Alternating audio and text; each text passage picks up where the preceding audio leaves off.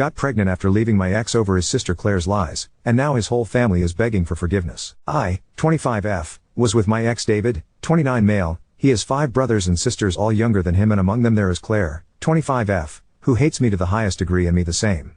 It is important for the story that I specify that Claire, David and their entire family are typically blonde white people with blue eyes, and that I am a mixed race girl. 10 years ago Claire and I were in the same school and in the same class. Everything was going well at the start of the year, we laughed together and had the same circle of friends.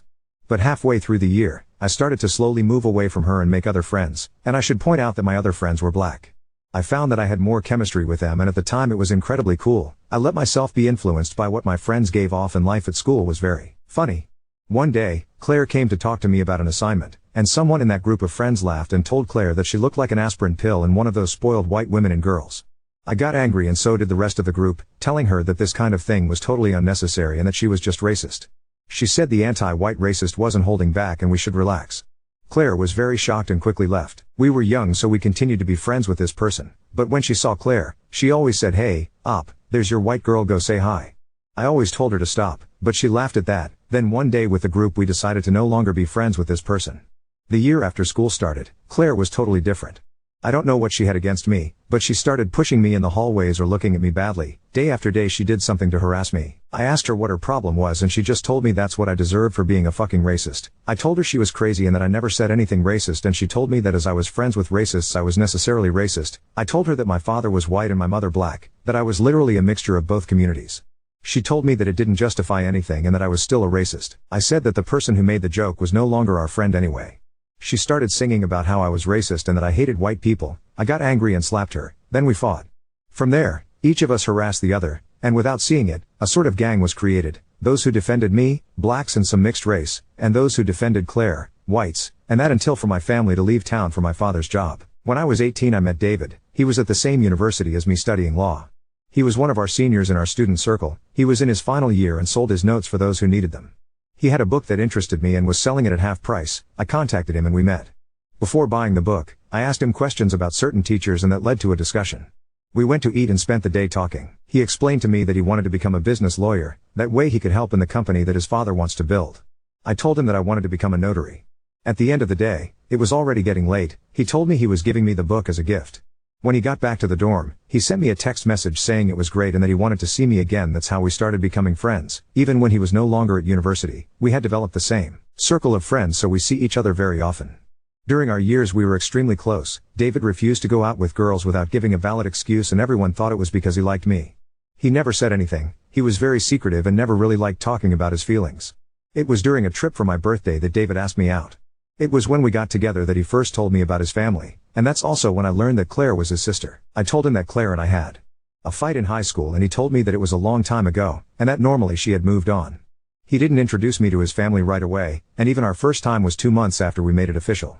David told me that he was cheated on once and that it was the worst experience of his life, that he fell into depression and almost killed himself because he thought he really loved this person. He told me that if he was so careful it was because he really wanted to do things well. He then told me very seriously that if he introduced me to his family it was because he intended to make me his wife later, and that if I didn't want to go further I had to tell him. I told him I really loved him and wanted to be with him. He then told me very seriously that if I committed myself, I must never break this promise because for him it was very serious, and that he wanted to be like his parents who have known each other for more than 40 years and who are still together. He told me that he will always be faithful and that I should do the same. I promised him yes. A few months later, I met his family. As soon as Claire saw me, she was furious and asked me what I thought I was doing with her big brother. I kept calm and told her that David and I were together.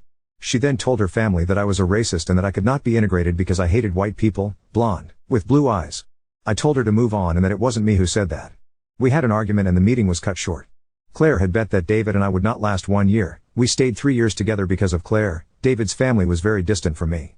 Claire said if I was there she wouldn't attend some of their meetings and I was left out a lot. David was furious about this, but at some point he stopped trying. Claire was sending me messages saying that David would always be on her side. I showed him the messages but he did nothing and brushed it off, saying not to pay attention. The last time I was at their house, Claire provoked me. No one said anything, so when I tried to defend myself, she started crying. David took me aside and told me to stop, because I was only reinforcing his family's contempt. I lost my temper and told him that he didn't even support me and that it was normal for his family to hate me after everything Claire said about me. He got angry and told me that Claire was still his sister. I was hurt and reminded him of all his promises he made to me about fidelity and loyalty. I told him that he was just a smooth talker but that he was in no way loyal. I saw that what I had said to him had really hurt him. I wanted to apologize, but he told me to leave. I left telling him it was over and he could stay with his sister. He tried to contact me again and again but I blocked him. He found a way to contact me again, then I changed of number. I didn't know I was pregnant, and that was 8 months ago. A few weeks ago, at the supermarket, I was at the checkout and I started having strong contractions. A security guard pulled me aside and asked if I was okay, then called an ambulance. David's parents were there and were very surprised. His mother started crying, telling her husband to look at my very rounded belly. When the ambulance arrived, I received some tests. Everything was fine, and while I was asked questions about the pregnancy, I answered that it was a boy and that I was going to give birth soon. The paramedics said that if I was having strong contractions again, that might mean the baby will be a few weeks premature, but that I shouldn't worry. David's mother kept crying, saying she was going to be a grandmother. I got annoyed and told her that surely not with the way she and her family had treated me. After that, I left with a friend of mine that I had called. The next day I received a call from him asking if we could meet. I said no, I didn't want anything to do with him. He told me it was impossible because I had his child inside me. I told him that he didn't have to worry about him and that I was perfectly capable of raising him without him. He started crying, asking me why I hadn't told him anything. I replied that I didn't trust him and that I didn't want my son to be raised in a family like his, which resembles a sect where the guru is Claire.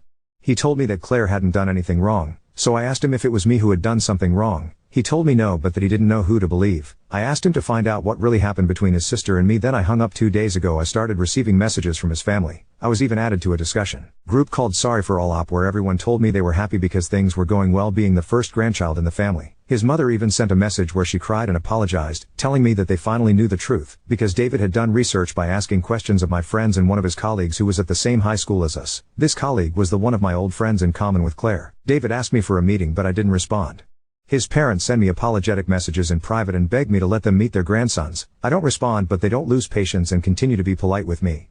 I always receive messages from his brothers and sisters who also apologize and suggest outings to make amends in person, casually. It makes me laugh to see how hypocritical they are and have all turned their jackets. Everyone forces Claire to apologize, and when she leaves the group, someone puts her right back in. I'm hesitant to leave the group. Since I joined, I read everything but don't respond to anything. Update 1. To begin with, after my first post, I had decided to be honest with his family and write a message in their group. I said that I wouldn't forgive their behavior for the world, that they never made the effort to treat me properly, and that it was only because I was pregnant that they were becoming even remotely human. I said that it was stupid to call me a racist and that it was an insult to my father and me, and that if I was a racist, I would never go out with David. I told them that I didn't want my son to be in a family where no member is willing to think for himself, that they should be grateful to Claire because thanks to her his parents and siblings will have a bad reputation with my son, and that he will grow up knowing what they did to his mother, and then I left the group. David phoned me within the hour. I answered expecting him to shout at me, but no. He asked me if I was all right and sounded tired. I told him yes, I was fine. He was quiet, then asked if we could meet tomorrow. I told him no, as I had an appointment at the hospital to see how the baby was. He asked me if he could come, and I agreed, as it was likely to be my last appointment before giving birth. My doctor told me I had to get ready because my son wanted to come out. During my last ultrasound, David started crying and asked the doctor to give him a photocopy. Then he asked to touch my belly, which I accepted with some hesitation. When he touched my belly, my son kicked. I had the impression that something had lit up inside David, because he had suddenly become silent, and his gaze was more determined. After the hospital, we went to a cafe. He told me that he was deeply sorry for everything that had happened with his family and that he wanted to be in his son's life, that nothing in the world could take him away from that, and that if necessary, he would cut ties with them for his son's sake. I told him he didn't need to go that far because I wasn't going to forbid him to see him anyway, that we just needed to establish custody. He said he didn't want custody but a family with me. That he realized that, because of his stupidity, he had forgotten that his intention was to marry me because he was sure I was the one, that when he felt my son's kick, he remembered why he had fallen in love with me. I inspired life in him, and by having his child, he's even more convinced. I said nothing. He added that he was going to talk seriously to his whole family, and that he was going to put up barriers for my sake and that of our son. After that, he dropped me off at my parents'. In the days that followed, we wrote to each other. He asked me how I was and sometimes came to my house, saw the baby's room and saw the name I had chosen for my son, Liam. He was very happy because that was his grandfather's name and David's middle name too. I told him that the only reason I'd chosen this name for my son was because my father was called Liam, and I poked him a little, saying that it must be hard for him to believe, because as a racist I couldn't show any sign of affection to my father, who is white. He apologized, saying that he was ashamed to have doubted me, but that Claire was so convincing. I told him it was good for him to believe his sister and that he just managed to show me where my place was in his life. After that, and he went home. The next day he came in with his parents. I was in shock and so were my parents. We all sat down and his parents apologized. His mother was crying saying she'd seen the ultrasound and absolutely wanted to see me in person. His father was very moved saying that in their family the first child is a blessing, and on top of that David is their eldest and that's only more beautiful. My father then asked them why they thought I was racist when he himself was white.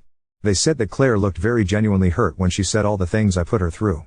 I told them that Claire had started it and that I'd always been against that kind of talk, that I'd cut ties with the person who was saying it. Also, we were against it and that anyone could testify to that. They seemed embarrassed. Then they left with David. A few days later, I was in hospital, in labor. My father phoned David to let him know that I was in labor.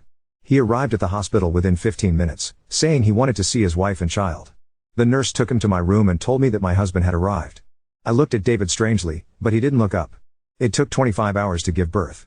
David was there from beginning to end and even ended up holding our son. He slept with us in the hospital and came to see Liam every day during the week. He had to stay at the hospital to watch over him because he was born a little early. After that, I was able to take Liam home with me. David came every day and during one of his visits, he told me that his parents wanted to see the baby. I told him that I didn't really want anyone around my son at the moment and that he'd only been home for 2 weeks. He begged me to at least make a Zoom call, and I agreed on condition that it only lasted 10 minutes. I told her to make the call now, so that was the end of it. Claire was there, and when I answered, they were all asking if Liam and I were okay, and congratulating me, except Claire of course. When the others asked if she had anything to say to me, she snapped that no one was going to force her to apologize, and that Liam might not even be David's son because I was a slut and mixed-race girls were known to be cheaters. David got angry and started yelling at his sister, so I just stood up, took Liam and showed them. Liam, 3 weeks old, has curly blonde hair and blue eyes. He has the same features as David, literally the same person, except that he's a little darker and, more importantly, both Liam and David have a birthmark at the corner of their nose. Liam's is smaller and on the other side, but it's there. The Zoom was silent, and it was David's father who broke the silence by saying, "Well, you didn't miss a thing, David, the kid's yours, you've got the same moon, that's what they call the birthmark." David's brother then said, "Claire, now can you stop talking shit and shut the fuck up?" David's sister, who came next, added, "Christian doesn't tell her to shut the fuck up, she has to apologize and then she'll shut the fuck up." After that, everyone started talking at once, David's mother cutting off everyone's microphones except Claire's. She then asked her daughter to apologize because she was ruining the family, and she was too old and wanted the chance to know her grandson. Claire started crying, saying that everyone was against her and that she hoped Liam would choke to death. David got up and took something and threw it at my computer. He was saying that if, because of his words, Liam ended up dying, he would kill him with his own hands and not even the devil could stop him. After that, Claire left the call, the Zoom was silent again, only Liam was crying. I had to move away, but I could hear David saying that from now on Claire was no longer his sister and that if anyone disagreed with that, they could leave the Zoom. Now everyone has stayed. His father said he was definitely going to take Claire out of his will and put Liam in, no matter what we said. After the Zoom meeting, David told me he was sorry about my computer and was going to buy me a new one. I said okay, after which he offered me to live with him and asked me to think about it. The Zoom meeting was yesterday, and I sincerely wonder whether David asked me to live with him because he still loves me, or whether it's just out of guilt. Now on to second story. Told my ex's husband he was an ab-sive jerk after he called my son fat for eating candy, and now custody tensions are boiling over. Throwaway, fake names I, 31M, have split custody of my son, Marcus, 12M, with my ex, Lena, 30F. Lena and I split up shortly after he was born, and stayed friends, but have been less communicative since she married Eric, 42M, 4 years ago. We have had disagreements. I don't approve of certain things they've been doing and they think I spoil him, but until recently we managed to keep things civil. Marcus is a great kid and I love him. He's smart, funny, and caring, and he's taught me so much about being a human. Having him saved my life and changed it for the better. He's also more or less my only family, so I really treasure him and our time together. Recently he's gotten chubby and depressed, which I only mention because it's relevant. I was concerned over my son gaining weight, but I didn't want to do much other than making sure we eat healthy. He's still active in sports, which I encourage, and a lot will change with puberty. His mom and stepdad are upset though, and I now know that they had Marcus on a restricted diet and are putting a lot of pressure on him to lose weight. At first it didn't seem like much, but it became more unreasonable. Before this incident, I got in trouble with Eric for buying Marcus a size up in clothes, since he thought that he should trim down to fit his old ones better. I told him that I wasn't going to apologize for giving my son pants. He never responded. Last week, when I came to pick him up, Marcus was still packing his bag. Lena invited me inside for coffee and we were making small talk when I heard shouting. Apparently Marcus had been hiding snacks in his room. Eric found candy bars in his overnight bag, which they no longer allow in the house, and pulled them out to show to us as evidence. I got upset when he called Marcus names and told him he wouldn't be fat if he weren't so greedy, and told him to treat my son with respect. Marcus went to the car, and things devolved. I said the thing in the title, called him a bully, and a lot of expletives got thrown around. I didn't hear from Lena until later when she texted to tell me that she was furious with me. I was still reeling from everything, so the conversation is a blur. I tried to tell her I was sorry, but that I couldn't understand why she would allow him to treat Marcus that way. She told me that while was a bit much, Marcus broke their rules and Eric was right that he should lose weight. She also told me that I don't know anything about the disrespect Marcus gives them, that I only experience the fun parts of being a parent, and accused me of encouraging bad behavior that she has to deal with. I had a talk with Marcus and told him I love him and he has nothing to be ashamed of. He seems better, but I'm not looking forward to taking him back to his mom's home. I know I made things worse and I should have removed myself from the situation, but I wouldn't feel right if I didn't at least stand up for my son. Custody is 50-50, EOW every other week / and it's more even now, but my ex has taken him on several times when work or school got out of hand for me, so he's been with her more on average. I owe her for that and I want to make it up to her, but I need to reflect on and talk to her about the idea that I'm the fun parent and how I can fix that. That being said, it's kind of a secondary concern RN considering what's going on with my kid. I didn't think it was that weird and probably underestimated the issue based on my judgment of my child's weight changes being normal, but I should have picked up on other red flags. If this is what's happening in front of me, I fear it's very likely much worse, and just making my home a safe space for my kid isn't enough. What I'm getting from this situation is that I really need to talk to a bunch of professionals. Update 1. There's a lot of things I need to do as a father, and I value all of your feedback. I do want to respond to something. I've had a few people in the comments tell me that Eric is my son's other dad by virtue of being in that house and married to my ex, but I guess my problem is that I don't think he should be. I would be more than happy to welcome another parental figure in my kid's life. I don't think I have a monopoly on being dad or anything, but as it stands, my child hates and fears him, and I do not think anyone who does that to my child deserves to call themselves his parent. I felt the same way about my bio parents, and I refuse to acknowledge them as my family, so I guess that's where that comment about him not being my son's dad came from. That being said, I know I'm in the wrong for shouting at him out of anger instead of trying to be the adult, and this does nothing to help my son.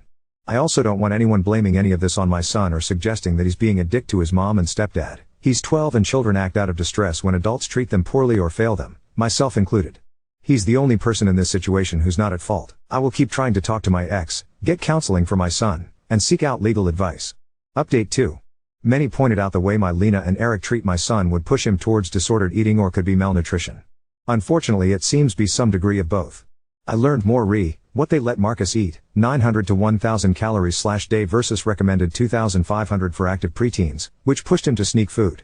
The humiliation is also constant behind closed doors. I fear there's more he's afraid to tell me. He's physically okay, according to pediatrician, but hurt. I'm trying to make sure he knows he has nothing to be ashamed of, and that the person who should be ashamed is the one who did this. Other things in my ex's house. Eric apparently often starts nasty fights with Marcus. He has also said some pretty demeaning / disturbing things about my background, which is unsurprising. His mom gets shouted down when she tries to defend him. She both sides the situation afterwards, holding husband and child equally responsible. Lena reached out to apologize. She said that she knows Eric was wrong and promised to try and talk sense to him. I told her this wasn't enough and asked why she went along with it. She seemed to wake up when I told her that they seriously hurt Marcus, and agreed that their behavior was unacceptable, but begged me to let her try and fix it. She seemed really tired and unwell and completely different from my former friend. I asked if she feels safe at home. She wouldn't give me a straight answer but promised that she's not physically unsafe and will seek help if needed. I feel for her but no longer trust her. I recorded the call just in case. We're in a one-party consent country, and we'll keep gathering evidence. Honestly, I'm scared. I was failed badly by social services / courts as a kid, so I don't have faith in them. It's also complicated because Lena and I never married. I'm a legal guardian, but we had Marcus as teens with no support and there's a complex history. I'm saving details for the lawyer to get advice specific to my situation, but I'm not letting Eric near my son.